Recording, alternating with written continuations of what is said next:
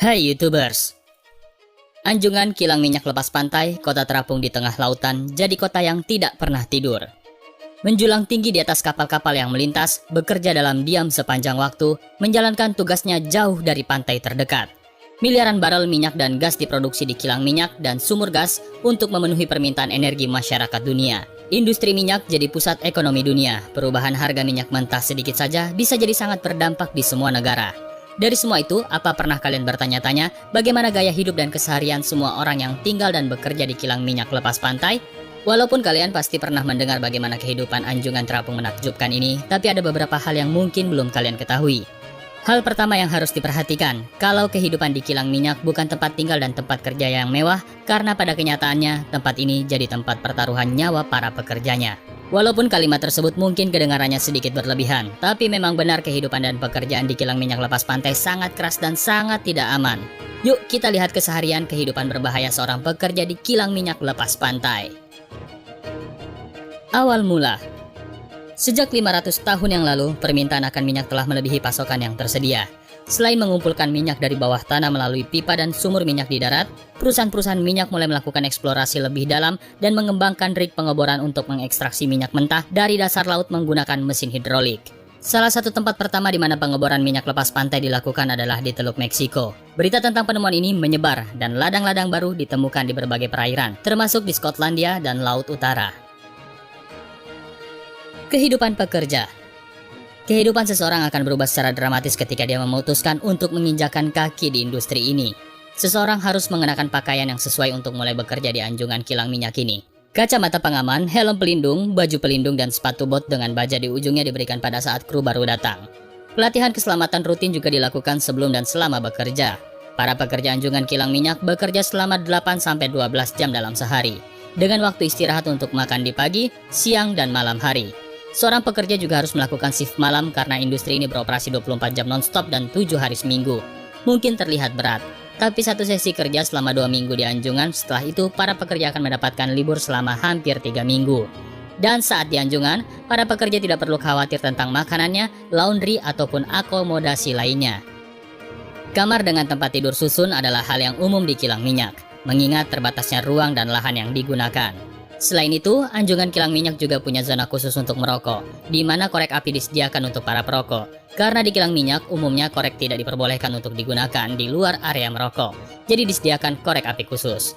Di kilang minyak juga biasanya terdapat ruang bioskop, televisi di setiap kamar, gimnasium dengan alat yang lengkap, fasilitas olahraga indoor seperti tenis meja, dan komputer yang terhubung ke internet. Dan semua ini biasanya ada di kilang minyak lepas pantai untuk akomodasi para manusia yang tinggal di struktur raksasa tengah laut ini. Beberapa puluh tahun lalu, para staf di Anjungan hanya bisa menelpon ke keluarga mereka sekali dalam 2 minggu dengan waktu yang terbatas. Tapi dengan kehadiran teknologi handphone dan sinyal broadband, para kru dan staf tetap bisa terhubung ke internet dengan nyaman. Lingkungan dengan tempat bekerja yang sangat tidak bersahabat, karena lokasi minyak tepat berada di tengah laut. Cairan yang sangat mudah terbakar diambil dari dalam perut bumi, dan sebagian diantaranya dibakar menggunakan alat bernama slag flare untuk memisahkan gas sulfida yang beracun. Meskipun begitu, tetap saja selalu ada kemungkinan terpapar bahan kimia ini secara tidak sengaja dan bisa berakibat fatal. Di Anjungan ini biasanya juga terdapat mesin berat seperti kren yang mampu mengangkat beban berat yang bisa beroperasi setiap saat. Bahkan alat berat ini tetap bisa digunakan di ketinggian yang ekstrim walaupun dengan cuaca badai ataupun kondisi yang berangin. Untuk para pekerja di Anjungan ataupun pekerja di luar pekerja Anjungan seperti para staf medis, staf dapur ataupun staf catering dan staf lainnya, kehidupan di Anjungan kilang minyak terkadang sangat menarik dan menggembirakan, tapi juga punya resiko yang tidak sedikit. Berkat sistem kilang minyak lebih baru dan lebih aman, resiko yang ada kini berkurang secara drastis. Meskipun begitu, ketelitian dan kehati-hatian harus tetap dikedepankan oleh para pekerjanya. Untuk para kru yang bekerja di Anjungan kilang minyak, shift kerja mereka sangat dipengaruhi oleh kedatangan dan kondisi pekerjaan saat itu. Biasanya setelah tiba di Anjungan, mereka akan bekerja selama 12 jam dan waktu istirahat selama 12 jam juga. Tapi jam kerja bisa bervariasi tergantung pada bidang pekerjaan mereka. Karena tinggal di Anjungan selama 2 minggu penuh dengan sumber hiburan yang terbatas, perusahaan tentunya harus memastikan kalau kru bekerja dalam waktu yang lebih lama tapi mereka tetap mendapatkan waktu istirahat yang cukup. Meskipun jam kerja yang panjang dan mungkin terdengar tidak manusiawi, tapi penting untuk diingat, kalau semua waktu yang kita habiskan di Anjungan minyak tetap disebut sebagai bekerja, termasuk makan dan waktu istirahat masuk ke dalam periode kerja ini, dan waktu tersebut dirancang untuk meningkatkan kesejahteraan para staf. Seluruh kru di atas anjungan kilang minyak harus mematuhi jadwal terperinci yang disiapkan dengan ketat untuk memastikan tidak ada waktu yang terbuang percuma. Karena hari di anjungan minyak dimulai saat tengah malam dan anjungan minyak beroperasi selama 24 jam non-stop. Seorang pekerja yang memulai shift tengah malam bisa mengikuti jadwal sebagai berikut. Jam 23.30, para kru harus bangun dan menyiapkan peralatan untuk shift kerja. Jam 00, makan besar pertama, kemudian masuk kerja dan menerima instruksi untuk hari tersebut. Setelah beberapa jam bekerja, istirahat pertama diambil pada jam 2.00, diikuti oleh istirahat kedua pada jam 4.00. Lalu kemudian makan besar kedua disajikan pada pukul 6.00 dan diikuti dengan waktu pribadi pada pukul 8.00. Istirahat ketiga diambil pada jam 10.00 dan diikuti oleh istirahat keempat pada jam 12.00. Pada jam 14.00 makan besar ketiga disajikan dan shift berakhir pada jam 15.30 setelah istirahat terakhir. Sebelum beristirahat atau tidur, kru harus menyiapkan diri untuk hari berikutnya dengan mengambil waktu untuk makan makanan ringan dan meluangkan waktu untuk berkomunikasi dengan keluarga mereka di darat, bercengkrama dengan rekan-rekan kerja, atau menyiapkan cemilan di dapur yang selalu tersedia. Karena waktu untuk berkomunikasi dengan keluarga dan rekan kerja bisa jadi support emosional yang mereka perlukan untuk menjalani tugas mereka dengan baik. Terhubung dengan daratan. Menghubungkan anjungan kilang minyak lepas pantai dengan daratan selalu menjadi hal penting pada industri ini. Daratan menjadi sumber terdekat untuk pengisian bahan bakar, peralatan dan bantuan pada saat keadaan darurat. Oleh karena itu, semua perusahaan di industri ini memberikan perhatian khusus pada bagaimana mereka merencanakan logistik untuk transportasi dari daratan. Salah satu metode transportasi yang paling umum digunakan untuk mengangkut kru, staf dan peralatan adalah dengan menggunakan helikopter VTOL yang dimodifikasi secara khusus. Ada beberapa produsen helikopter terkenal yang melayani industri ini, seperti Airbus dan Bristow Group. Selain helikopter, kapal juga merupakan salah satu metode yang digunakan untuk menghubungkan anjungan lepas pantai dengan daratan. Meskipun kurang disukai karena pendekatannya yang sulit dan berpotensi membahayakan keselamatan, tapi kapal juga tetap menjadi solusi penghubung yang tidak kalah penting. Gaji dan fasilitas.